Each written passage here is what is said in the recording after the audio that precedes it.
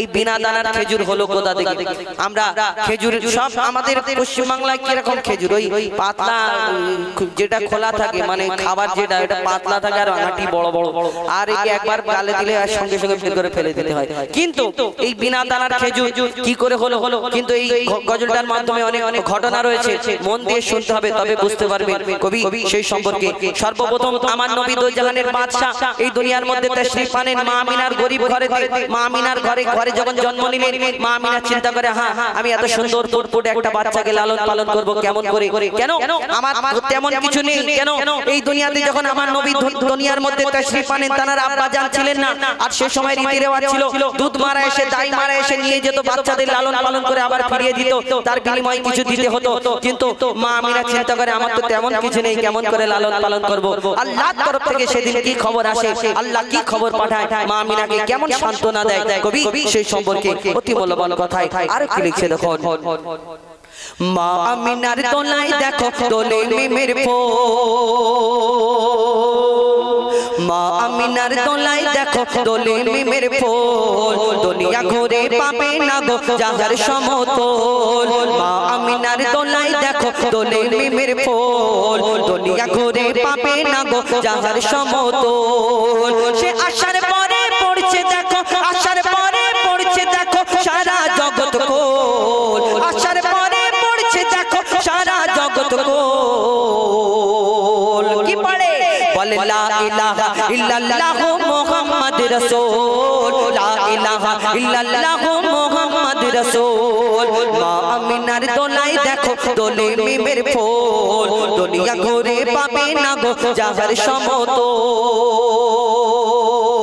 আমার নবী তাশরীফ আনে, মা আমিনা চিন্তা করে আল্লাহর তরফ থেকে কি সান্ত্বনা আসে, কবি ছন্দের মাধ্যমে আর কি লিখছে দেখো।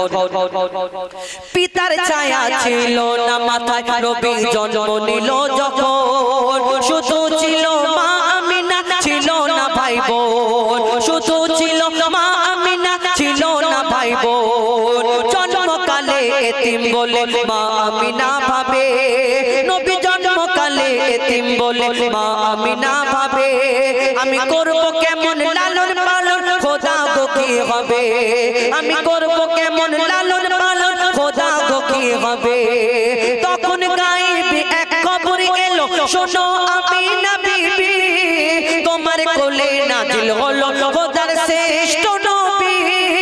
আল্লাহ স্বয়ং তার লালন পালনে দিয়েছে গোপাল, আর জিবরিল আমিন থাকবে হোগে ওর পাহারাদার।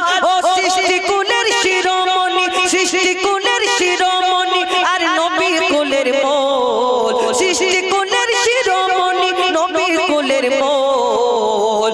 দুনিয়াতে যার নাম হবে মুহাম্মদ রাসূল, দুনিয়াতে যার নাম হবে মুহাম্মদ রাসূল। মা আমিনার দোলায় দেখো দোলে মিমের ফুল, দুনিয়া ঘুরে পাবে না গো যাহার সমতল। এই বিনা দানার খেজুর হলো করে একদিন এক ইহুদি এসে প্রশ্ন করলো, মুহাম্মদ শোনো, তুমি দুনিয়াতে বলছো তুমি শেষ নবী আল্লাহর পয়গম্বর, আমি কেমন করে মানবো? ইহুদি মানতে চাই না। ইহুদি প্রশ্ন করে যে তোমার আগে অনেক পয়গম্বর অনেক নবীরা দুনিয়াতে এসেছে, এক একজন এক এক রকম মুজিজা দেখিয়েছে, কেউ মুর্দাকে জিন্দা করেছে, কেউ এই দুনিয়াতে আশাবাড়ির কামাল দেখিয়েছে, কেউ পশু পাখির ভাষা বুঝতে পারতো, কিন্তু তুমি শেষ নবী মুহাম্মদ, তোমাকে আমি কেমন করে নবী বলে মানতে পারবো? তোমার কাছে আমি একটা ছোট্ট পরীক্ষা করতে চাই। আমার নবীর সামনে সেই ওই ইহুদি একটা পকেট থেকে খেজুরের একটা দানা, খেজুরের আঁটি বের করে বলে, শোনো মুহাম্মদ, তোমাকে আমি একটা পরীক্ষা করতে চাই, তোমাকে এই খেজুরের দানাটা দিচ্ছি, যদি তুমি একদিনে একটা গাছ বের করে দেখাতে পারো তাহলে আমি তোমার কাছে কলমা পড়ে মুসলমান হয়ে যাব, মেনে নেব তুমি সত্যি নবী। যখন এই কথা বলে আমার নবী মিচকি হেসে বলে, দাও ভাই, ওই ইহুদি ভাই, তোমাকে তোমার সামনে আমি এই দানাটা পুঁতে দিচ্ছি, একদিনে শুধু গাছ হবে না, এই গাছ হবে, এই গাছ থেকে ফল হবে, আর সেই গাছের খেজুর তোমাকে খাওয়াবো। ইহুদি চিন্তা করে ইম্পসিবল, এটা তো সম্ভব নয়, কি করে হয় একদিনে গাছ হবে আবার খেজুর হবে? তখন ইহুদি আবার চিন্তা করতে থাকে যে মুহাম্মদ যদি আসমানের চাঁদকে টুকরা করতে পারে, জমিনের পাথরকে যদি কলমা পড়াতে পারে, তাহলে ওই একদিনে গাছ হয়ে ফল হওয়াটা সম্ভব হতে পারে। তখন চিন্তা করে আমি তো মুহাম্মদকে বলেছি মুসলমান হব, তাহলে যদি সত্যি গাছ হয় তাহলে আমাকে মুহাম্মাদের কাছে কলমা পড়ে মুসলমান হতে হবে। তাহলে সেই ইহুদি ফন্দি আটলো কেমন করে মুহাম্মদ সাল্লাল্লাহু আলাইহি সাল্লামকে বেইজ্জত করা যায় আর আল্লাহ আমার নবীর সম্মানকে সম্মানকে সব সময় উপরে রেখেছিল। কি ঘটনা ঘটেছিল কবি ছন্দের মাধ্যমে আরো কি লিখছে দেখো।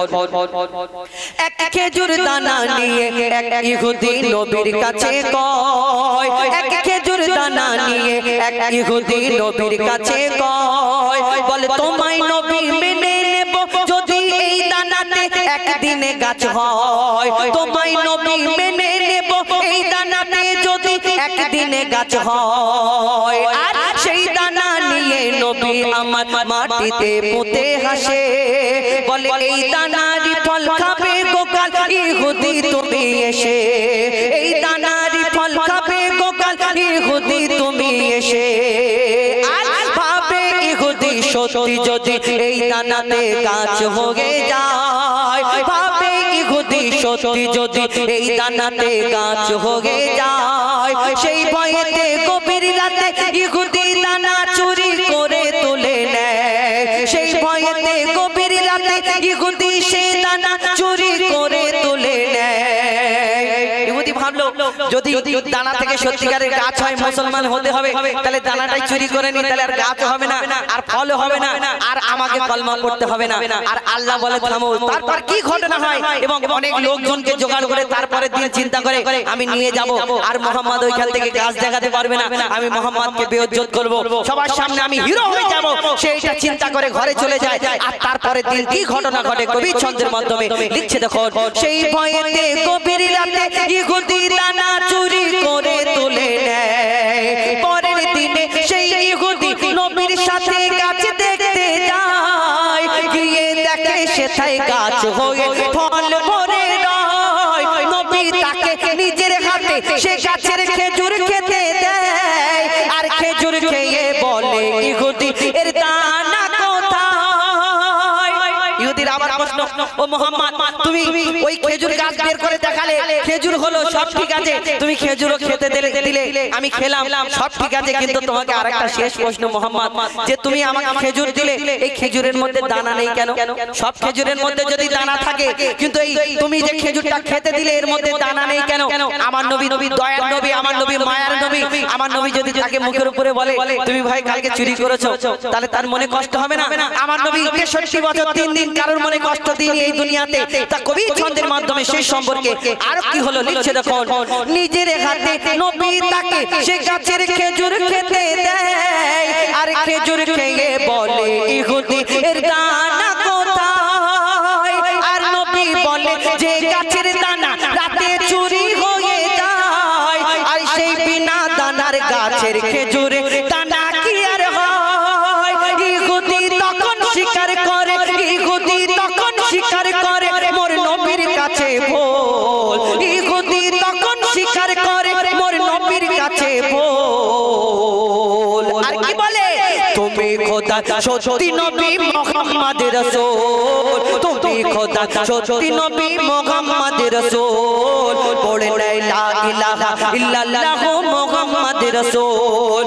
মা আমিনার দোলাই দেখো দোলে মিমের ফুল, দুনিয়া ঘুরে পাবে না গো যাহার সমতল, সে আসার পরে পড়ছে দেখো সারা জগৎ কোল, আসার পরে পড়ছে দেখো সারা জগৎ কোল। লা ইলাহা ইল্লাল্লাহ মুহাম্মদ রাসূল, লা ইলাহা ইল্লাল্লাহ মুহাম্মদ রাসূল, লা ইলাহা ইল্লাল্লাহ মুহাম্মদ রাসূল। এবার